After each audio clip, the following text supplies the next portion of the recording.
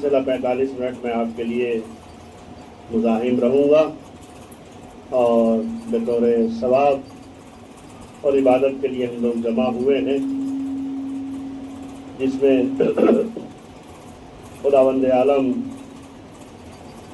ان مجلسوں کی برکتوں سے ہمیں علم سے نوازتا ہے، تقوی سے نوازتا ہے اور پرہیزگاری سے نوازتا ہے، اور اللہ کی بڑی رحمتیں اور بڑی نعمتیں اس مجلس اعضا اور اس فرش اعضا میں پائی جاتی ہیں۔ اور امام رضا علیہ السلام نے جب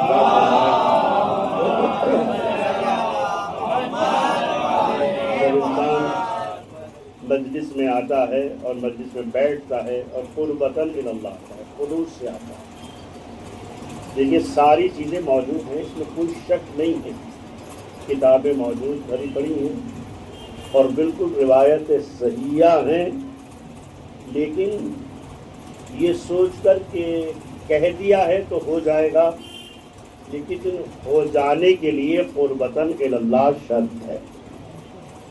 اگر ذات سے بھی ریاکاری آ گئی، ذات سے بھی دکھاوا آ گیا، ذات سے ہی خلوص میں کمی آ گئی، تو یہ ساری زحمتیں خراب ہیں۔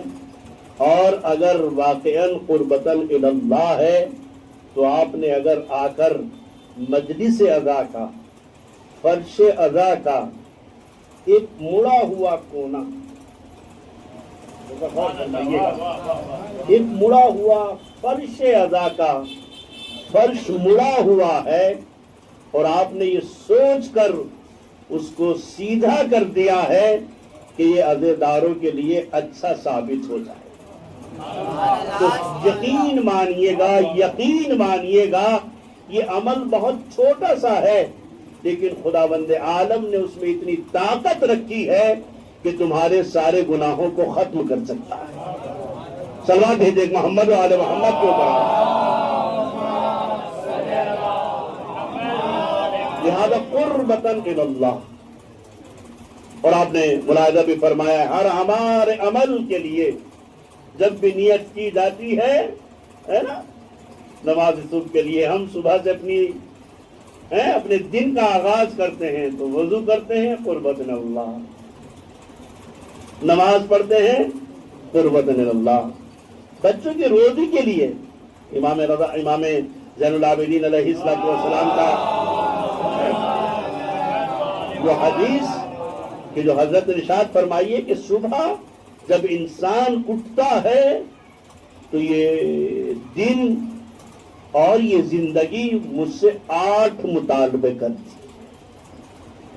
8 مطالبے میرے سے اور آپ سے شروع ہو جاتے ہیں، اور اس میں فرمایا ہے مولا نے، میں سب نہیں گنواؤں گا یا گنوا دوں گا، وہ لسٹ ہوگی فقط یہ کہ اللہ کہتا ہے، امام زین العابدین علیہ السلام فرماتے ہیں کہ اللہ ہم سے اٹھتے ہی یہ 8 مطالبے ہم سے کرنے لگتا ہے۔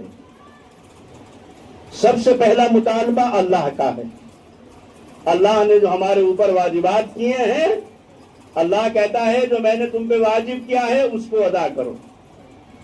دوسرا مطالبہ رسول اللہ کا ہے، رسول اللہ کہتے ہیں کہ جو میری سنتیں ہیں ان کو انجام دو۔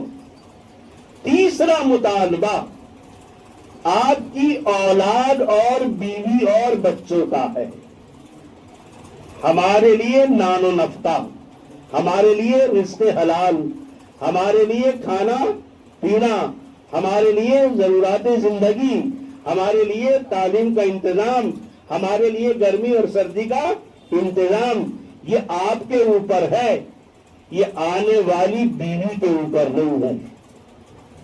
سمجھ؟ تو یہ سارے وہ مطالبے ہیں کہ جو مولا امام زین العابدین علیہ السلام ارشاد فرماتے ہیں۔ چوتھا مطالبہ یہ ہے کہ یہ داہنے اور بائیں بیٹھے ہوئے دو فرشتے ہیں جو ہمارے نامہ اعمال کو لکھتے رہتے ہیں۔ موت ہے کہ ہمیں دعوت دیتی ہے، چھٹے ہیں کہ قبر ہے کہ جو ہمیں آواز دے رہی ہے۔ اور ساتویں شیطان ہے کہ جو کہہ رہا ہے کسی کی اطاعت نہ کر، میری اطاعت کر۔ بس معلوم یہ ہوتا ہے کہ یہ وہ مطالبات ہیں کہ جو انسان سے روزانہ صبح کیے جاتے ہیں۔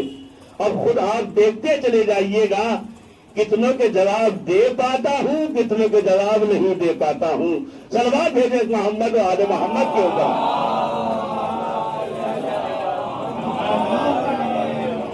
اور ایک اس سے بہتر صلوات بابا بلند بھیجیں محمد و آل محمد کے اوپر۔ لہذا مجلس اعضاء ایک رسم و رواج نہیں ہے، یہ مجلس اللہ کی منعقد کردہ ہے۔ سب سے پہلی مجلس اللہ نے منعقد کی تھی۔ آپ اگر ملاحظہ فرمائیں گے صادق آل محمد امام جعفر صادق علیہ السلام کی حدیث ہے، راوی سے روایت موجود ہے، آپ نے پوچھا جب تم لوگ بیٹھتے ہو، آپس میں جب بیٹھتے ہو، 2 آدمی 3 آدمی 4 آدمی جب جمع ہوتے ہو تو ہمارا تذکرہ کرتے ہو، ہماری باتیں کرتے ہو، ہمارے متعلق کچھ آپس میں گفت و شنید، یا فقط سب مولانا صاحب پہ ٹالا ہوا ہے نا؟ ہم نے بس یہی سوچا ہے کہ مجلس میں جائیں گے تو مجلس ہے نا؟ ہم اگر اعلانی مجلس میں جائیں گے تو مجلس ہے نہیں، خدا کی قسم اس کا انتظار نہ کیا کرو، تم خود بیٹھ کر ہمارا تذکرہ کر لیا کرو، وہی مجلس ہے۔ صلوات بھیجے محمد و آل محمد کے اوپر۔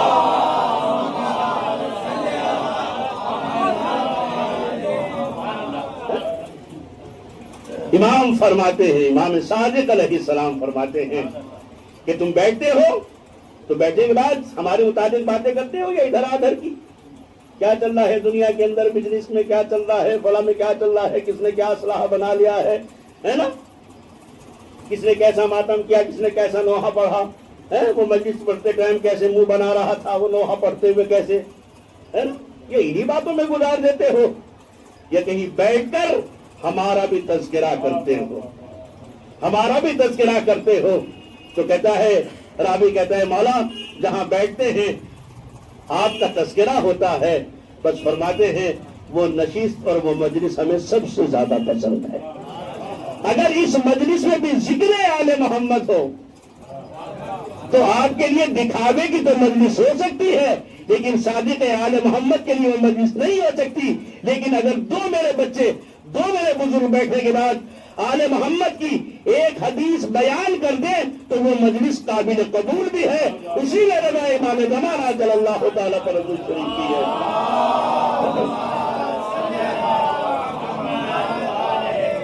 لہذا ہم اپنی نشستوں کو، اپنی گفتگو کو اہل بیت سے رشتہ جوڑنے کے لیے بنائیں۔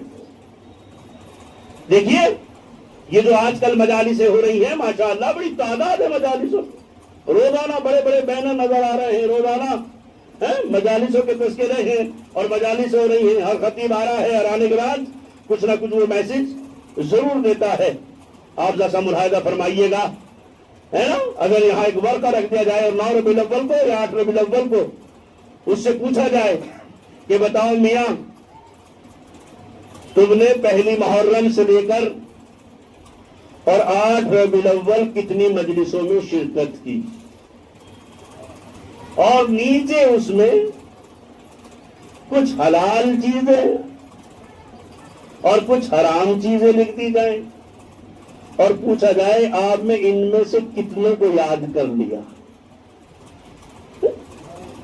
مجلس میں آنے اور چلے جانے کا نام نہیں ہے، بلکہ جب زمانے کا امام آئے گا تو آنے کے بعد آپ حتماً لبیک کہیں گے، جیسے آج ہوتا ہے الحمدللہ یہ لبیک ہے، یہ لبیک ہے۔ میں سمجھتا ہوں یہ حتماً لبیک ہے، یہ اس وقت کا جواب ہے کہ جب امام حسین علیہ السلام نے جناب امام سجاد علیہ السلام سے فرمایا تھا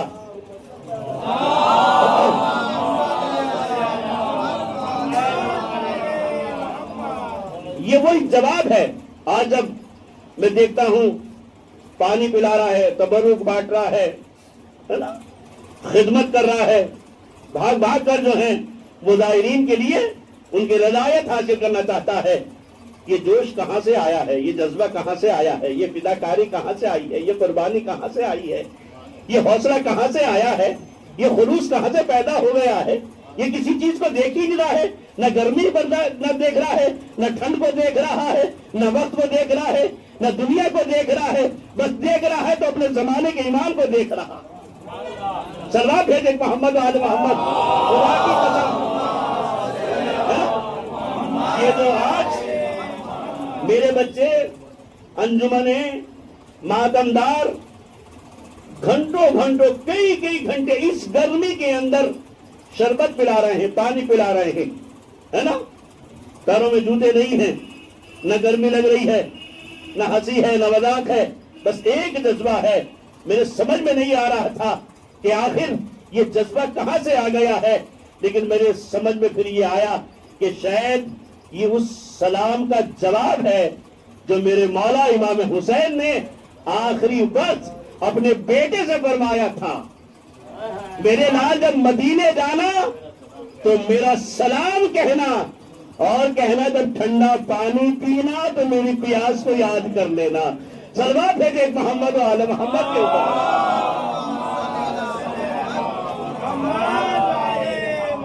اور ایک سے بہتر صلوات بابا جو بلند بھیجے محمد و آل محمد. یہ وہ جواب ہے, یہ اسی سلام کا جواب ہے. لیکن آپ کو اور مجھے ناز کرنا چاہیے, مجھے اور آپ کو اس کے اوپر ناز کرنا چاہیے, مجھے اور آپ کو اس کے اوپر غور و فکر کرنا چاہیے کہ امام حسین علیہ السلام نے ہمیں کب یاد رکھا ہے نا. ہوتا ہے نا, آپ کو دیکھ لیجئے,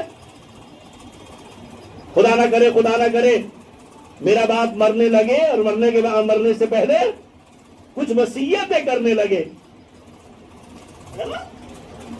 وصیتیں کرنے لگے, تو وہ وصیتیں میں پوری کرنے کے لیے انت تک کوشش کر کے ان کو انجام دوں گا اگر وہ حلال ہوں گی, ہے نا.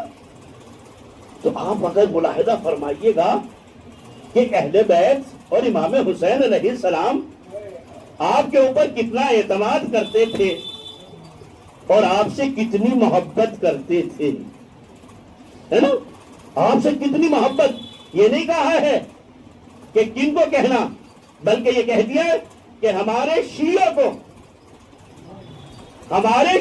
یہ نہیں کہا کہ مدینے ہی کے لوگوں کو جا کے سلام کہہ دینا, بلکہ کہنا کہ ہمارے شیعوں کو سلام کہنا اور ان سے کہنا کہ جب بھی ٹھنڈا پانی پیے تو میری غربت کو یاد کریں, میری پیاس کو یاد کریں, اور جب کسی بے کس اور مظلوم کو دیکھیں تو میری غربت پہ وہ مجھ کے اوپر آنسو بہائیں. یہ میسج ہے, یہ پیغام ہے جو آج یہ ولولہ ہے, آج یہ ہمت ہے.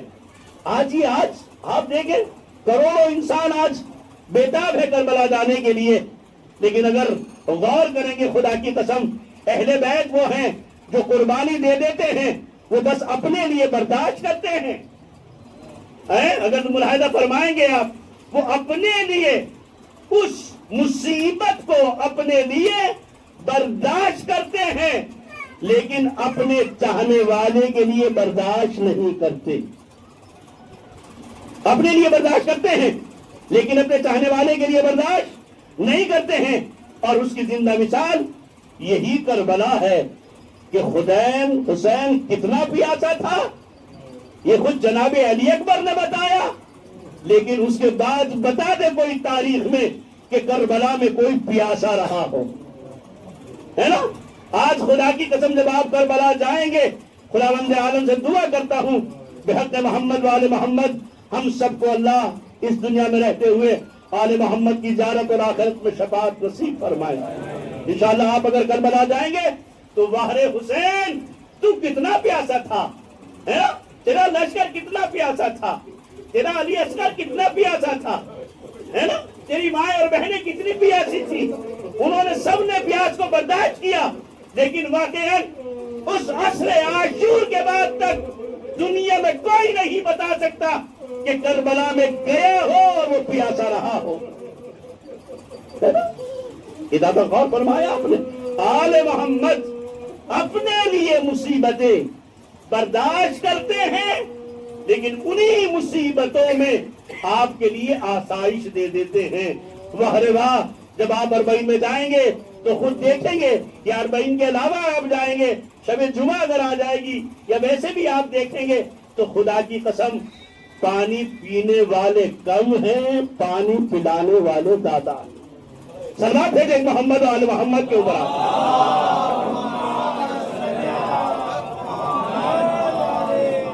اور ایک اس سے بہتر سلوات بابا نے بلند بھیجیں محمد و آل محمد۔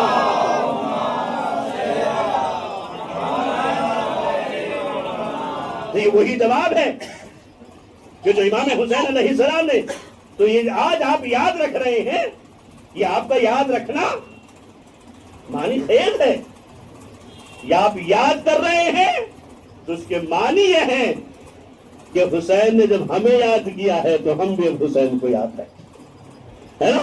اور یہ وہی جواب ہے، یہ بھی اسلام کا جواب ہے، وہ ہم اس طریقے سے دے رہے ہیں کہ مجلس منعقد کر کے دیتے ہیں، تبرک بانٹ کے دیتے ہیں، پانی پلا کے دیتے ہیں، شربت بانٹ کر دیتے ہیں، اور مجلس کا انتظام کر کے فرش ادا بچھا کر، یہ سارے اس سلاموں کے اور ان وہ جوابات ہیں کہ جو آل محمد نے ہمیں یاد کیا ہے۔ ایک سلوات بھیجے محمد و آل محمد کے اوپر۔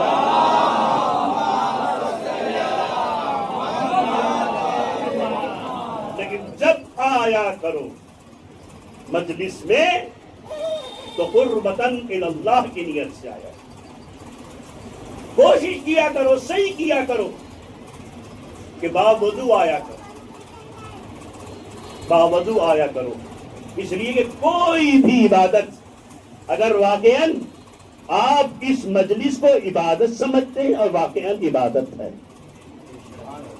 نا، اگر یہ عبادت ہے تو ہر عبادت کے لیے آپ نے دیکھا ہے کہ میں آپ سے کہوں کہ بھائی ابھی آپ کو 2 رکعت نماز پڑھنی ہے، چلو کھڑے ہو جاؤ، سب لوگ نماز پڑھ لو،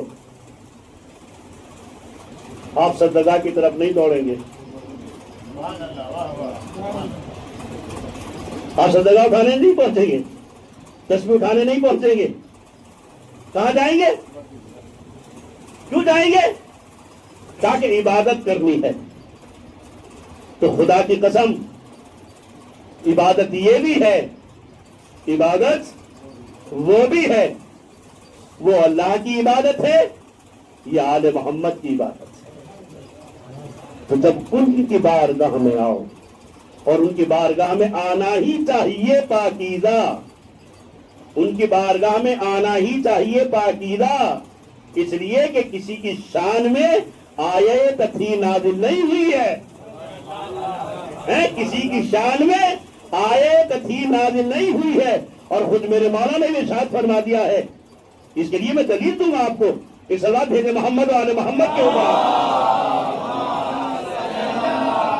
اگر ہمارا اور آپ کا یہ عقیدہ ہے اور یہ صحیح عقیدہ ہے، معتبر علماء سے سنا ہے کہ جب فرش ادا بچھتا ہے اور قربتاً اللہ ہوتا ہے، پاکیزہ ہوتا ہے، خلوص کے ساتھ ہوتا ہے، تو آل محمد تشریف لے آتے ہیں،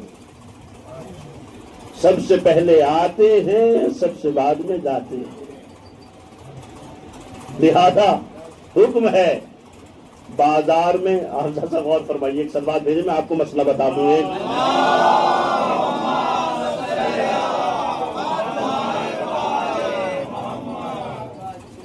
شریعت، ہماری شریعت میں، ہماری فقہ میں، توضیح المسائل میں لکھا ہوا ہے، جہاں حب دنیا اور حب آل محمد، یہ دو ہے نا، دو محبت، ایک دنیا کی محبت ہے، ایک اللہ اور آل محمد کی محبت ہے۔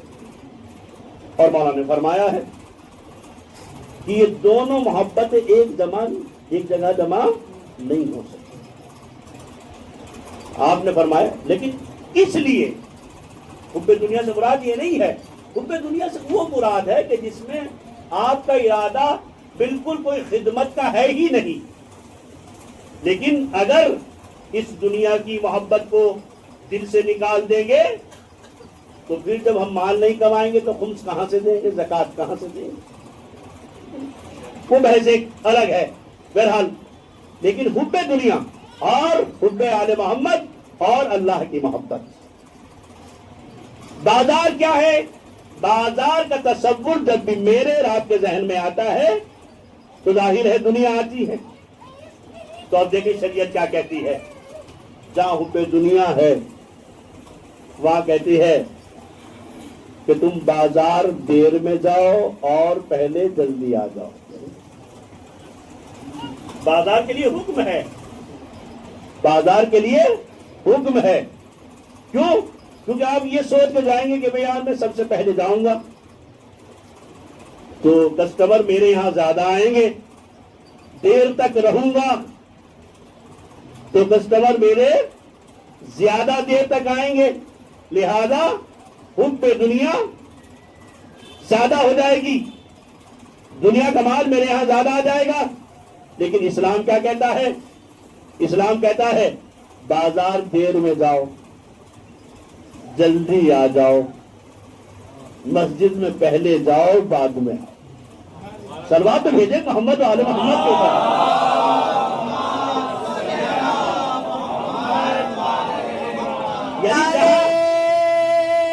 عجیب بات نہیں ہے، آپ سب ملاحظہ کریں۔ اسلام یہ کہتا ہے کہ تم دنیا کے غلام نہ بنو، بلکہ ہم آل محمد اللہ کے غلام بن جاؤ گے، جس میں دین بھی ہے اور دنیا بھی ہے۔ صلوات بھیجے محمد و آل محمد کے اوپر۔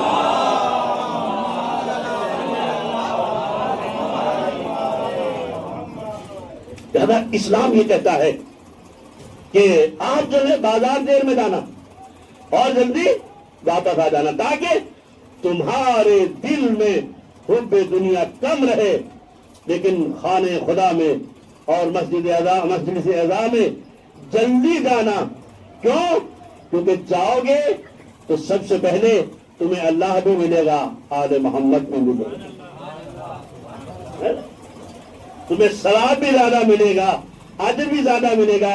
اور میرے مولا امام رضا علیہ السلام، میں نے یہاں سے شروع کی تھی مجلس کہ میرے مولا امام رضا علیہ السلام نے فرمایا، میرے بچے ذرا غور سے سنیں، ہے نا، آپ مسجد کی زینت بنا کریں، آپ گلیوں کی زینت نہ بنیں، آپ نالیوں کی زینت نہ بنیں۔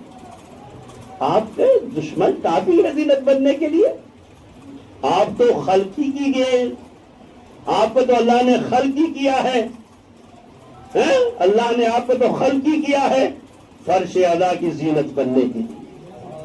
صلوات بھیجے محمد و آل محمد کے اوپر۔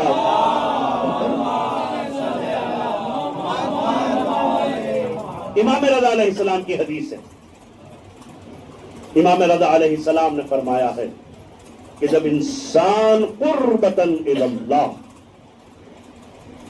مجلس عزا میں آتا ہے، خلوص کے ساتھ بیٹھتا ہے، اب وہ چاہے مولانا عابد مجلس پڑھ رہا ہوں جن کی روزانہ سنتے رہتے ہوں، ہے نا، اور چاہے پاکستان سے مولانا شہنشاہ نقوی آ جائیں، مجلس جو شہنشاہ صاحب پاکستان سے آ کے پڑھ رہے ہیں، مجلس وہی مجلس ہے جو عابد پڑھ رہا ہے، جو عابد پڑھ رہا ہے وہ بھی مجلس ہے، جو شہنشاہ صاحب پڑھ رہے ہیں وہ بھی مجلس ہے۔ اس لیے کہ مجلس چھوٹی اور بڑی نہیں ہوتی۔ آپ نے کبھی سنا ہے آج چھوٹے حضرت آئیں گے مجلس میں؟ کبھی سنا ہے آپ نے؟ ہے نا، آپ نے کبھی سنا ہے کہ آج جناب عباس آئیں گے، جناب علی اکبر آئیں گے؟ کیونکہ آج انہوں نے منعقد کی ہے، لہذا ان کا اسٹیٹس یہی ہے کہ بس وہی آ سکتے ہیں۔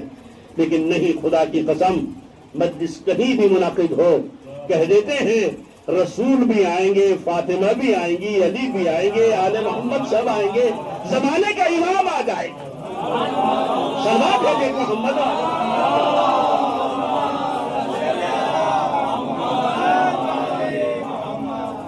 مجلس کبھی چھوٹی اور بڑی نہیں ہوتی، مجلس ہمیشہ بڑی ہوتی، ہمیشہ. یہ کبھی ذہن سے نکال دیجئے. بہت بچے کہتے ہیں مولانا بڑی ہے آج مجلس یا چھوٹی ہے نا؟ تو میں یہ کہتا ہوں کہ نہیں، مجلس چھوٹی اور بڑی، مجلس سب بڑی. اس میں جو گھر والے بیٹھے ہوئے وہ بھی بڑی مجلس ہے. تو بس امام رضا نے فرمایا ہے کہ فرش ادا پہ آتا ہے انسان اور وہ ایسے ہو جاتا ہے جیسے اپنی ماں کے پیٹ سے پیدا ہوا. یعنی اس سے مراد یہ ہے، میرے مولا فرماتے ہیں کہ خداوند عالم اس کے تمام گناہ کبیرہ کو بھی معاف کر دیتا ہے. یہ بڑے اعتماد سے میں کہہ رہا ہوں اور بڑے آہستہ سے میں نے اس لیے کہا ہے کہ میں نے اپنے استاد سے پوچھا تھا کہ آگا یہ جو لکھا جاتا ہے کہ شب قدر میں اللہ گناہوں کو معاف کرتا ہے نا، شب عید میں معاف کرتا ہے، فلاں رات میں معاف کرتا ہے، فلاں دن میں معاف کرتا ہے، یہ عمل کر لو تو معاف کرتا ہے. تو فرمایا تھا میرے استاد نے کہ یہ سارے گناہ صغیرہ ہیں، گناہ کبیرہ باقی رہتے ہیں، لیکن وار حسین ابن علی میرے مولا امام رضا نے فرمایا ہے کہ خدا بند عالم فرش ادا پر آنے والے عزیزدار کے گناہوں کبیرہ کو معاف کر دیتا ہے. صلوات بھیجے محمد و آل محمد کے اوپر.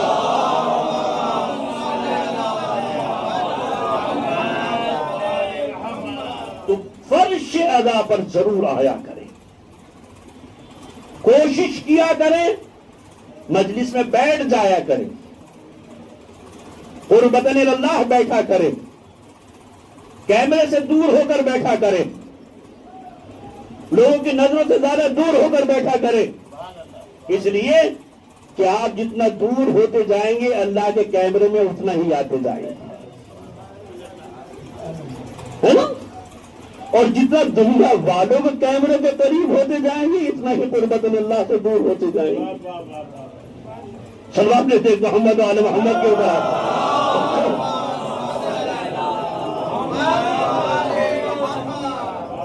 ایک اور صلوات بابا بلند دیتے محمد.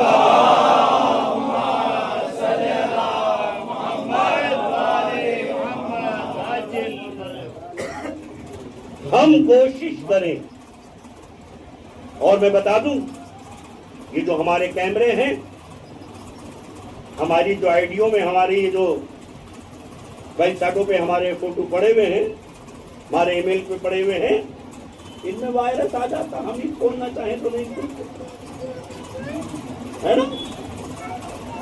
لیکن اللہ کے کیمرے میں اگر آپ آ گئے تو کبھی وائرس نہیں آئے گا، ہے نا؟ کیونکہ وہ اللہ کا بنایا ہوا کارخانہ.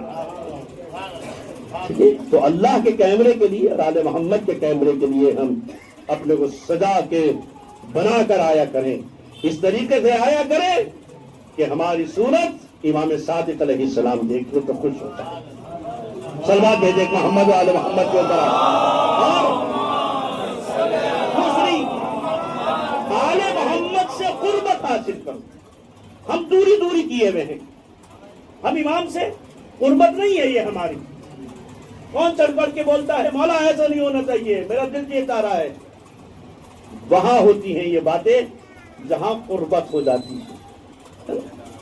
آداب کا لحاظ رکھیے، خیال رکھیے گا، مراتب کا خیال رکھیے گا.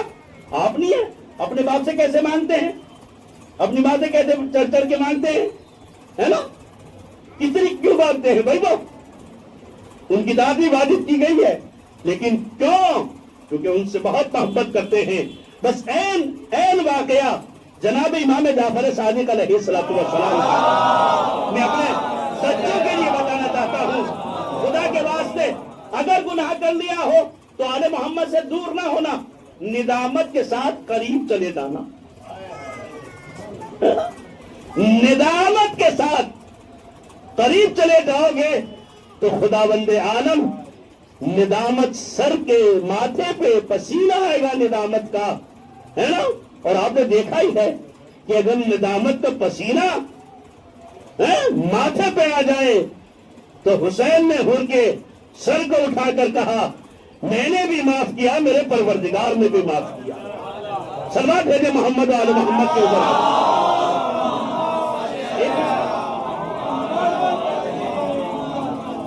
یہی سوچتا رہتا ہماری طریقہ طریقے سے ہمارے اور آپ کے طریقے سے یہی سوچتا رہتا یار میں نماز نہیں پڑھتا ہوں, یار میں گالی دیتا ہوں, یار میں یہ نہیں کرتا ہوں, یار میں داڑھی نہیں رکھتا ہوں, یار میں جو ہے فلاں کی غیبت کرتا ہوں, میں نے جو ہے وہ فلاں کام نہیں کیا تھا, یار میں تو کبھی مجلس میں بھی نہیں جاتا.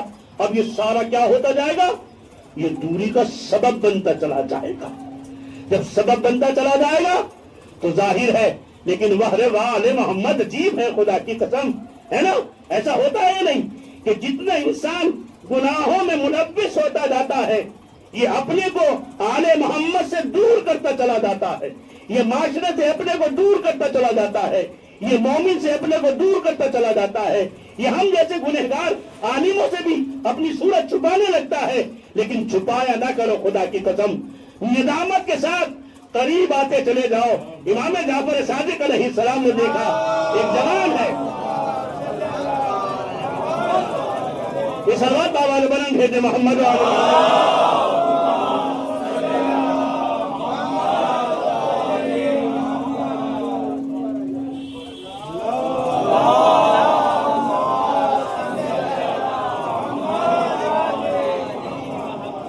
ایک صلوات بابا نے بلند بھیجے محمد امام صادق علیہ السلام. بالکل میں نے آپ کے سامنے بھی تصویر کھینچ دی ہے نا. انسان جیسے گناہ ہوتے جاتے ہیں دور ہوتا چلا جاتا ہے, وہ ہے نا, بھاگتا ہے. امام صادق علیہ السلام کے زمانے میں بھی ایک جوان نے ایسے ہی کیا, لیکن وہ تو مولا تھے. یہ مجھ جیسا عابد نہیں ہے, نام کا عابد ہے, معلوم نہیں کام کا عابد ہے یا نہیں ہے.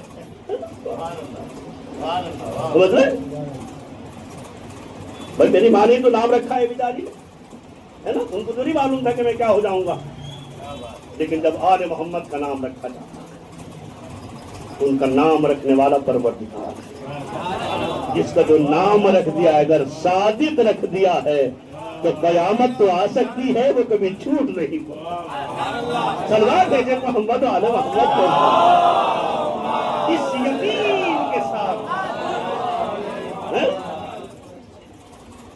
اگر صادق رکھ دیا ہے. بس مولا نے دیکھا ایک جوان ہے جو محبت تو کرتا ہے مولا سے, مولا سے محبت تو کرتا ہے, ہر کس و ناکت کے پیچھے نہیں جاتے آل محمد بھی, ہر کس و ناکت کے پیچھے نہیں جاتے. اسی کے پاس جاتے ہیں کہ جس کے ہاں تھوڑا سا بھی ان کے لیے ہے نا شائبہ ہوتا ہے. کہتے میرے مولا امام جعفر صادق علیہ السلام نے دیکھا کہ یہ جوان ہے جو اسے نظریں چھپا رہا ہے, اور اتنی نظریں چھپا رہا ہے کہ امام کو دیکھ کر اس نے پشت کی اور دوڑنا شروع کیا. لیکن مولا بھی عجیب تھے, مولا ہمارے لیے کہہ رہے تھے یہ سارا کام ہے نا. مولا ہمیں یہ حوصلہ دینا چاہ رہے تھے, ہمیں بتانا چاہ رہے تھے جو بھی عمل ہوتا ہے آل محمد کا وہ قیامت تک کے لیے ہوتا ہے. ان کا انحصار اس وقت اور اس زمانے کے لیے نہیں ہوتا ہے, ان کی ہر بات قیامت تک کے لیے ہوتی ہے.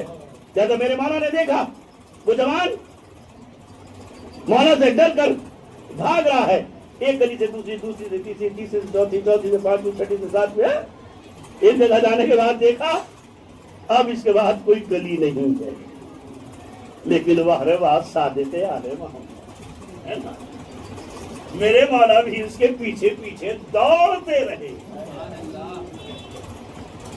اس لیے کہ جوان چل رہا تھا, بوڑھا نہیں جا رہا تھا ہے نا, بوڑھا نہیں جا رہا تھا, جوان جا رہا تھا. تو یہی کہوں گا کہ وہ بھی دوڑ رہا تھا, امام بھی اس کے پیچھے دوڑ رہے تھے. اور جب ایک جگہ کے اوپر ٹھہر گیا, اب کچھ نہیں ہے, کوئی راستہ تو ہے نہیں بھاگنے کا, تو ظاہر ہے اس نے امام کی طرف پشت کر لی اور اپنا چہرہ دیوار کی طرف کر لیا. لیکن وہ میرے مولا نے ارشاد فرمایا ہے, فلا شخص ہمیں ہر حال میں یاد رکھا کرو, ہمیں ہر حال میں یاد رکھا کرو, ہم تمہیں ہر حال میں دیکھ کر تمہارے سامنے اگر گناہ کی فہرست آ کر ندامت کا پسینہ پیشانی کے اوپر آ جائے تو میں بھی معاف کر دیتا ہوں، میرا پروردگار بھی معاف کر دیتا ہے۔ سلوات بھیجے محمد و آل محمد کے اوپر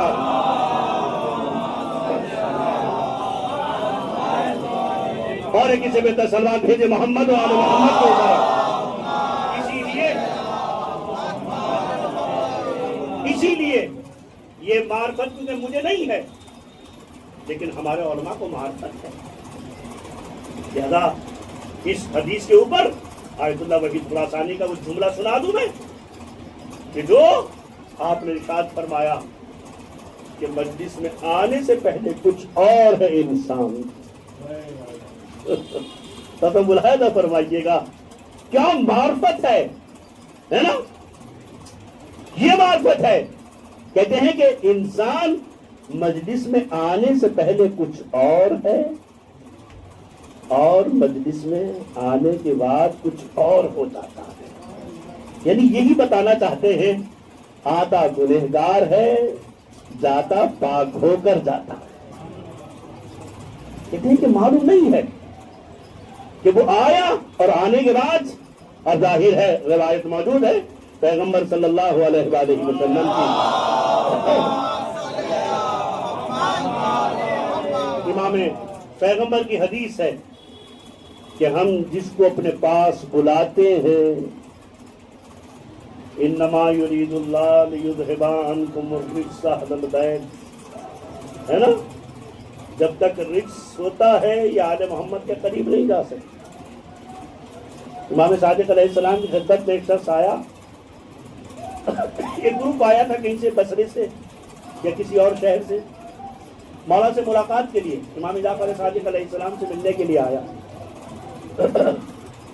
آنے کے بعد ایسے شخص سے سوال کر لیا جس کے اوپر غسل جنابت واجب تھا، بالکل غسل کی تیاری کر رہا تھا، لوگ کھڑے ہو کے چینی گوئیاں کرنے لگے، کہنے لگے کہ یار ہمیں گھر معلوم نہیں ہے، ایڈریس کہاں ہے، فلاں ہے۔ اس نے کھٹ سے کپڑے رکھ کے اپنے وہی حمام میں، ہے نا، اپنا وہ لباس پہنا اور فوراً آ گیا، کہنے لگے آؤ میں لے کے چلتا ہوں اس لیے کہ تمہارے ساتھ میری بھی زیارت ہو جائے، ہے نا، میری بھی زیارت ہو جائے گی۔ لہذا وہ بھی بیٹھ گئے۔ میرے مولا نے یہ نہیں کہا آپ ہی اٹھ کے جاؤ، پہلے غسل کرنا پھر آنا۔ میرے مولا نے رہتی دنیا تک بتا دیا کہ جب بزم امامت میں آؤ، غور فرمائیے گا، جب بزم امامت میں آؤ تو تمہیں پاک ہونا چاہیے۔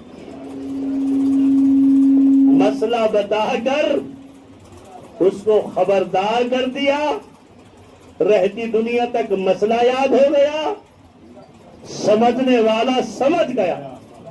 اس کو کہتے ہیں امامت۔ سلوات بھیجے محمد و آل محمد کے اوپر۔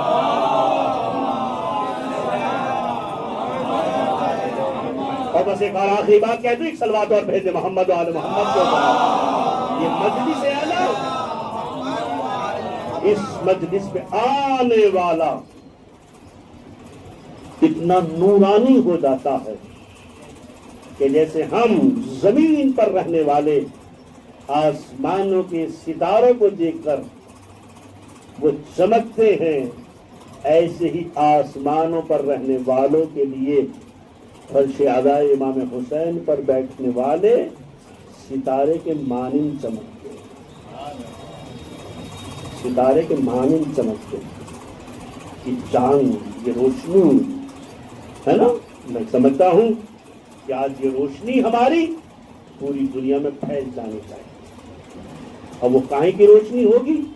وہ ظاہر سے تو کوئی بلب نظر نہیں آئے گا ہمارے جسم کے اندر، ہے نا، لیکن ہاں دوستو، کردار کا ایسی روشنی ہونی چاہیے کہ ہم جب فرش ادا تھے اور 8 ربیع الاول کے بعد جب اپنے کاروبار پر لوٹے تو لوٹنے کے بعد ہمارے درمیان سے ایسی خوشبو ہو، ایسا نور تاثر ہو ایسی خوشبو آتی ہو، ایسی شائستہ زبان ہو کہ ہم کہنا نہ پڑے کہ ہم عزیدار ہیں، ہمارا عمل بولے کہ یہ عزادار۔ صلوات بھیجے محمد و آل محمد کے اوپر۔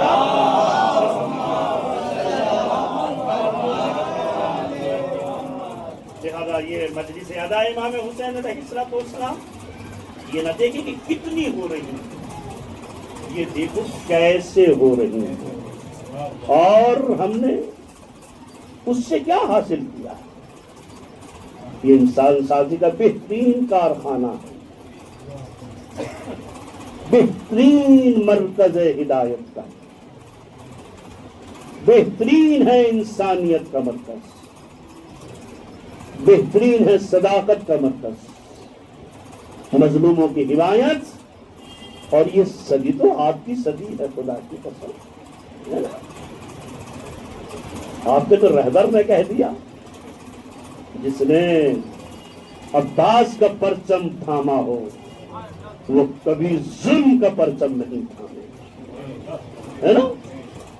اب آپ دیکھیں کہ جب ان کے نائب کے اندر اتنی طاقت ہے کہ آج دنیا ان کا قصیدہ پڑھ رہی ہے نا، دوست اور دشمن سب قصیدہ پڑھ رہے ہیں، تو بس اپنے امام کی طاقت کو آپ سمجھے کہ جب ایک نائب اتنا طاقتور ہے تو میرے زمانے کا امام کتنا طاقتور ہو۔ صلوات بھیجے محمد و آل محمد کے اوپر۔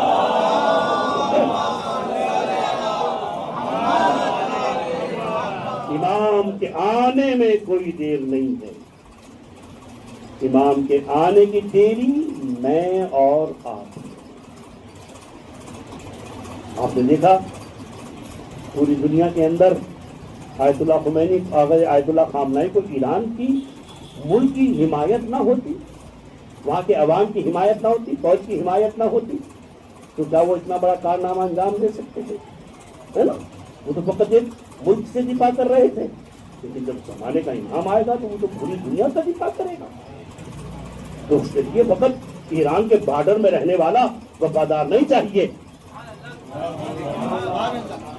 غور کیجیے گا، فقط ایران کے بارڈر کے اور اس کے حدود اربع کا سپاہی نہیں چاہیے، بلکہ ہر علاقے کا اس کو وفادار چاہیے۔ اس وفا کا اعلان کر دو، کل ہی امام زمانہ کا ظہور ہو جائے۔ صلوات بھیجے محمد و آل محمد کے اوپر۔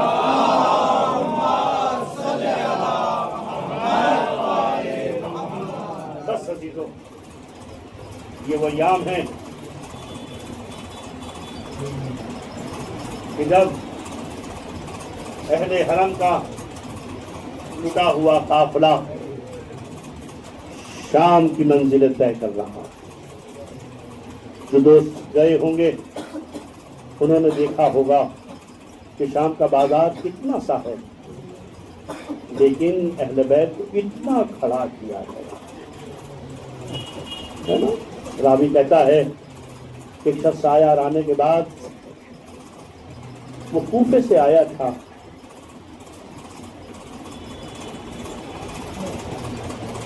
آنے کے بعد اس نے امام سجاد علیہ السلام کو دیکھا، اسیروں کو دیکھا، مسلمانوں سے پوچھا کہ آج یہ نقارے کیسے ہیں، آج یہ تماشے کیسے جمع ہیں، آج یہ نئے لباس کیسے ہیں، آج یہ خوشیاں کیسی ہیں۔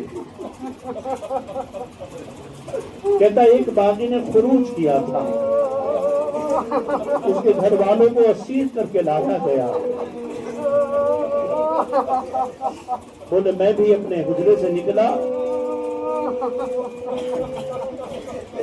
اور جب میں اپنے حجرے سے نکلا تو میں نے دیکھا شام کا بازار سجا ہوا، نقارے بجائے جا رہے ہیں، نئے لباس پہنے ہوئے ہیں، چند بیبیاں ہیں جو ان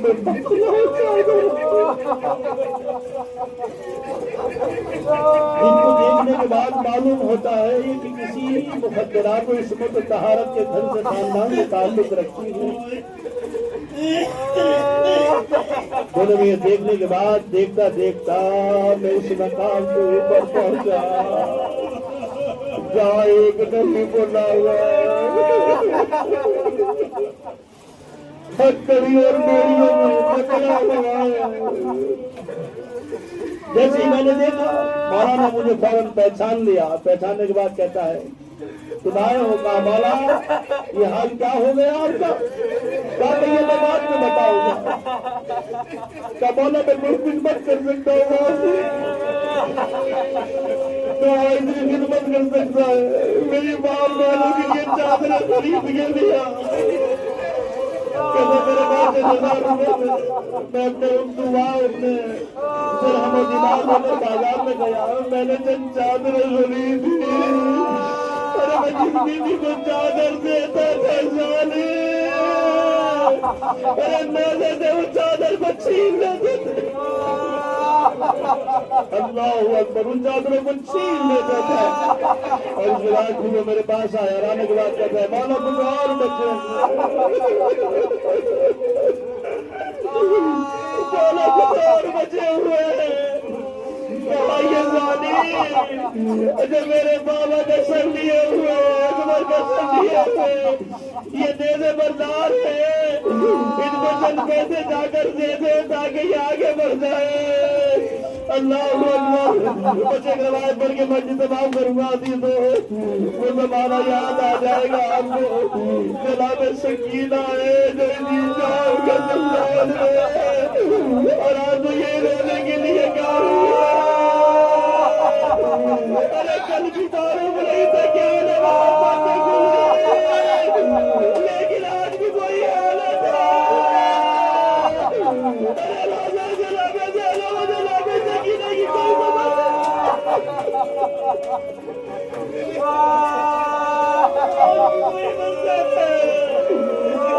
ظالموں کے ہاتھ کے وہ روزے چلے گئے، معلوم نہیں ہے جناب زینب کے روزے کے اوپر کیا ہو رہا ہے، جناب سکینہ کے روزے پہ کیا ہو رہا ہے۔ اللہ اکبر، راوی کہتا ہے میں نے معلوم سجاد سے پوچھا مولا کتنا رو رہی ہے؟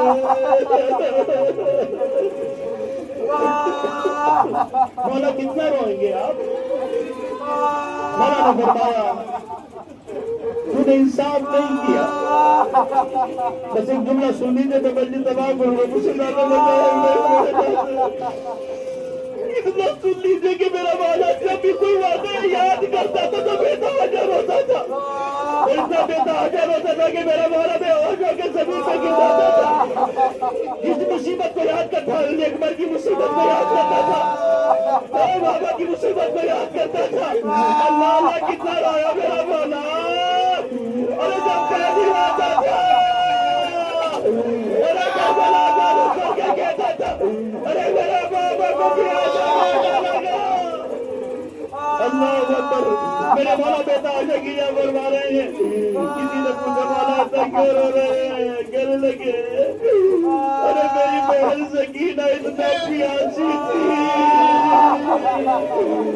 سکینہ اتنی پیاسی تھی، اتنی پیاسی تھی کہ شیخ جب اپنے لشکر والے کو پانی میں حرام کرتا تھا یہ سکینہ پیچھے پیچھے ڈوبا لے کے جاتی تھی۔ اللہ اللہ، ارے جب اپنے حیوانوں کو پلا دیتا تھا، اپنے جانوروں کو پلا دیتا تھا، اپنے سپاہیوں کو پلا دیتا تھا، اپنے غلاموں کو پلا دیتا تھا، اور قیامت آ گئی۔ ارے جو پانی بچتا تھا ارے وہ زمین پر ڈال دیتا تھا۔ ارے سکینہ ارے فریاد کرتی رہتی تھی،